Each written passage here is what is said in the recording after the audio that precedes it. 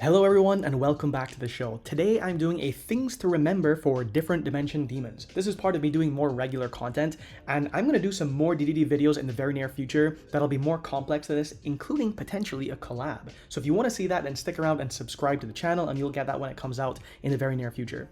So this one, I wanted to start off basic and get a little more complex as I go forward in this series. So in this video, I'll be covering things that are both specific to DDD and also things that are general good deck building principles that you have to pay special attention to when playing this deck because of how this deck works. Okay, so let's get started. Everyone knows that the pendulum cards will go to the face-up extra deck unless they were material when they left the field. But here are a few things that you should keep in mind. With Gilgamesh, this is the most basic one. You have to place 2 pendulum scales. So if this card is special summon, you can activate this effect. You cannot special summon monsters for the rest of this turn except DD monsters. Also, place 2 DD pendulum monsters with different names from your deck in your pendulum zones. And if you do, take 1,000 damage. So you have to place 2, which means that if you were stuck with something in your scale, like a Doom Queen Machinex, because you couldn't get... usually what you'll do if you start with a Doom Queen Machinex is you're going to be placing the Dark Contract with the Zero King to pop the Doom Queen, and then you're going to bring something else out off of the Zero King. But if this fails for some reason, or for some other reason you have a scale stuck in your zone, then you can't go for the Gilgamesh effect to place. More importantly, because I think almost everyone knows that one, this card has a very important implication because of how Gilgamesh works. So this card says, during your main phase, if this card was activated this turn, you can place 1 Dark Contract continuous spell / trap from your deck face up on your field. So this has to have been activated. So basically, if you scaled this as a pendulum scale card, you can use this effect. If you place this off of the Gilgamesh, then you did not activate it and you cannot use it this turn. So you have to be very careful with the wording of these cards. This is the type of thing that would come up pretty often at locals, or you have to make sure you don't get like actually intentionally cheated at a larger event or something like that. So now moving on to the next one. This is a general deck building principle that you should be very aware of when you're playing different dimension demons. So there are many types of decks that will have a high power ceiling trap card that is searchable. And the reason they're playing it is because either it's an auto win in certain scenarios, or it tips the balance so far in your favor that you can't imagine playing without it. So often what you'll see in DDD is people will be maining a single of these ceiling cards, like Dark Contract with the Eternal Darkness, which is the popular one now because this one is pretty good into the meta. It's a really good meta call. Other cards like the DDD Headhunt are extremely strong cards, maybe not as good of a meta call right now, but still very strong. And so when you have all these options, you're going to be wondering, maybe I should be siding a bunch of these, maybe I should be maining more than one and hedging my bets for going first, but you don't want to build your deck in a way where you're going to be drawing these cards, especially if you lose the dice roll and you're going second, and now you just have cards that don't do anything and you're playing it like, you know, as if you had just lost 2 cards already to start with. So I would say if you are going to main any of these cards, only main one of them. And this will lead me into the next thing to remember. So with the combo pieces in this deck, like Necro Slime and Lance Soldier, these are not cards that you actually want to draw. They can work depending on the hand that you have. It's not that it's impossible for it to work. You can make these things work, but you always want to have the most efficient gas in your hand possible. Something like a Kepler or like a Dark Contract with a Gate, where you're basically choosing what you want to place into your hand. These cards are good cards to draw. Zero Doom Queen Machinex, through access to the Zero King Dark Contract, being able to bring out whatever else you want. These are the cards that you really want to have in every single hand, basically. You don't want to have cards that are very specific like Necro Slime, even though it seems like everyone that's building DDD right now agrees that Necro Slime and Lance Soldier are basically mandatory cards. If you disagree, by the way, let me know in the comments below and give me your explanation why. I'd be very interested to hear, but it seems like these 2 cards are very, very important. Now, you can't really afford to play more of these types of cards in this deck. So there may be other ceiling cards in DDD or other flex cards like Savant Thomas that you can make strong arguments for, but I don't think that you can afford to play more than like 2 of these types of cards, especially if you're already maining a ceiling trap card like Dark Contract with Eternal Darkness. So to maintain proper deck building principles, stay away from this as much as possible. If you've already put Necro Slime, Lance Soldier, and Eternal Darkness in your deck, just imagine that those are like, that's the very max of the ceiling type cards or combo piece type cards that you should be able to play, and don't play anymore. Okay, so now moving on to something specific to Lance. So this card says you can target a DD monster you control, increase its level by up to the number of Dark Contract cards in your field and or graveyard.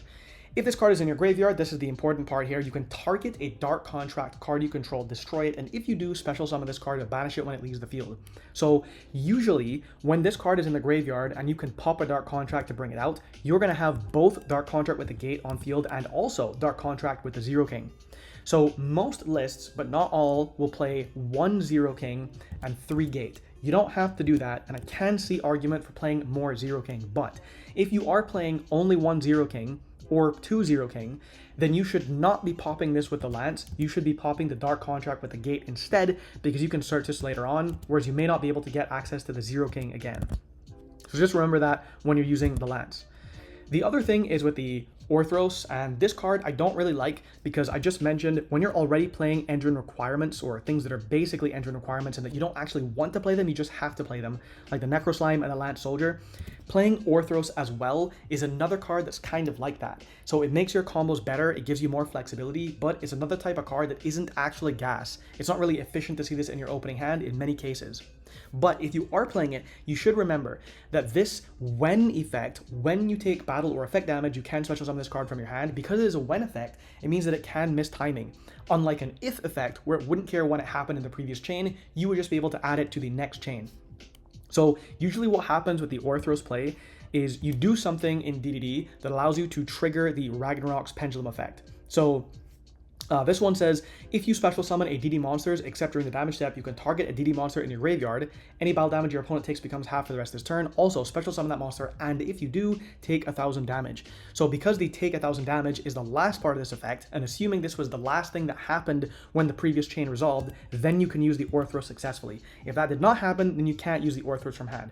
This is another thing that I feel like could come up in locals where people will just mistime this, and maybe neither of you will be aware.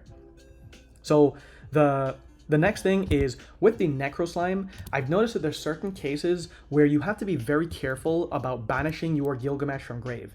Normally, when you're setting up your basic combo, you've gone through your Gilgamesh, and maybe you've turned the Gilgamesh into something like a Zeus Ragnarok or whatever, and you're trying to decide what your second material for Necroslime banish is. Because this card, it fusion summons a DDD fusion monster from your extra deck by banishing fusion materials mentioned on it from your graveyard, including itself. So you're going to be banishing this basically and one other thing. And in many cases, the Abyss King Gilgamesh looks very attractive because you are just going to make another one later in your combo anyhow as the material that you're going to overlay the King Deus Machinex on. But sometimes, if you think your opponent has weird ways of clearing your board, you may want to keep the Gilgamesh, because I've noticed that sometimes you can use Necroslime, banish some other random material from your grave, bring out the Flame King Genghis, and if you haven't used your Ragnarok yet, that will allow you to trigger the Ragnarok to bring something else out, which will then trigger the Flame King Genghis to bring the Abyss King Gilgamesh out. And now, because you have a Link 2 on field, you can use this and only one other body to go into the Sky King Zeus Ragnarok. So this is just to be clear, this is if you have not made Sky King Zeus Ragnarok yet, and you have the Gilgamesh engraved for some other reason. So it's just going to be more efficient sometimes, and you have to be careful what material you banish off the Necroslime. Then the last thing is about playing around Nibiru, and I'll just show you the very beginning of a combo to illustrate this, because this will make a lot more sense. So this mostly happens if you have access to some type of extender, like either the Griffin or the Scale Surveyor, whose level can go up to a 4. So here in this example combo, we're going to start with the Doom Queen Machinex and place the Zero King. We're going to pop the Machinex to bring out the Savant Kepler. This gives us our other Dark Contract with the Gate. And then usually this will give us Copernicus. Depends on what's in your hand. So here we're going to go for Copernicus. Summon Copernicus, dump the Lance Soldier. Remember, so this is typical. The Lance Soldier is engraved when we have both Dark Contracts on field. Now we're going to special summon the Griffin instead of continuing with the 1-card combo. So however you have access to your other 4, if you are now on summon 3 here, and you go into a 4, so the Wise King Solomon, this is for searching your whatever. So we're going to search, for example, a Scale Surveyor. So now on summon 5, if you go into King Tell, it means that if your opponent nibs you at the first possible moment, the King Tell is going to go to the graveyard and you're going to be able to dump something. So usually you don't want to just have the Lance Soldier. You actually never want to only have Lance Soldier dumped. You always want to have dumped both the Lance Soldier and the Necroslime. And when you've done both of those things, it means you have maximum extension possible, or even if your opponent is doing nothing to you, you'll have maximum ceiling possible. So always go for King Tell by summon 5 if possible, and then you just have more ways of playing. Even if they don't choose to nib you on summon 5, you're still going to have access to those resources in the graveyard to keep playing.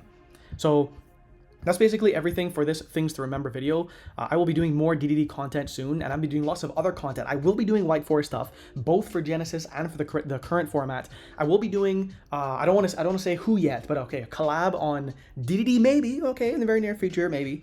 And some other cool stuff, an advanced video on Yummy, because I've done lots of intro to videos already, but I'll be doing an advanced Yummy video soon too, so stick around, subscribe if you want. If you want to buy me a coffee, see the link in the description, and thanks for watching.